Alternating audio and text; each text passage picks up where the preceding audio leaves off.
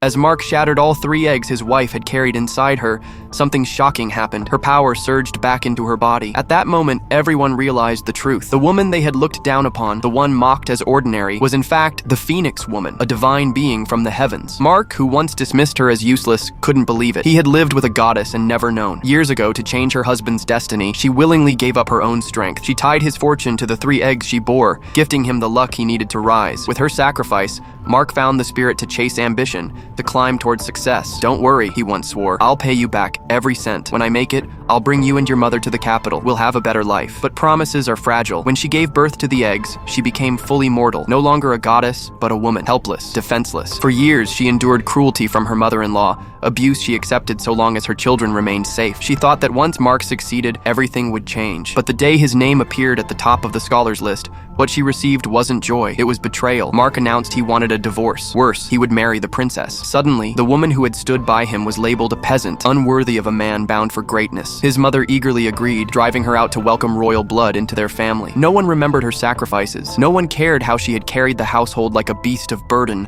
serving day and night, leaving nothing but scars on her body. Afraid of being branded ungrateful, Mark forced himself to appear firm. His hand struck, pushing her to the ground. The eggs slipped from her arms, nearly breaking. Desperate, she cried out, "These are our children! They carry the power of the wind! Pray for their future! Pray for their safety! Would you truly be this cruel?" But Mark only laughed, calling her delusional. Children? They're eggs. Who would believe such madness? Even when she revealed her Phoenix bloodline, he sneered. He was convinced his rise was his own doing, nothing to do with her sacrifices. In rage, he ordered the eggs destroyed. One by one, his mother and the princess smashed them. The woman begged, warning them, "Hurt these eggs and your fortune will shatter with them." But her pleas only fueled their scorn. The princess mocked her, laughing at the idea that she could mistake an egg for a child. To prove her point, she crushed one herself. Yet as she gloated, pain struck her suddenly, forcing a cry from her lips. Gasps filled the room. For the first time, the whispers began. Maybe the woman was telling the truth. Maybe she really was a goddess. But the princess, refusing to be humiliated, ordered Mark to smash the last egg. For a moment, he hesitated. Some instinct, some connection of blood made him falter. But the princess pressed him, and greed overcame doubt. With one final strike, the last egg was broken. And in that instant, everything Mark had gained, the strength, the fortune, the honor, was ripped away. His body weakened, his power crumbled. He was nothing again. The woman, standing tall despite her scars, let out a bitter laugh. "You can't live on what isn't yours. Everything I gave you, I take back." The room fell silent. Faces turned pale. Could it be true? Could she really be the goddess herself? And as the truth sank in, fear swept over them all, because they realized the punishment for their betrayal had only just begun.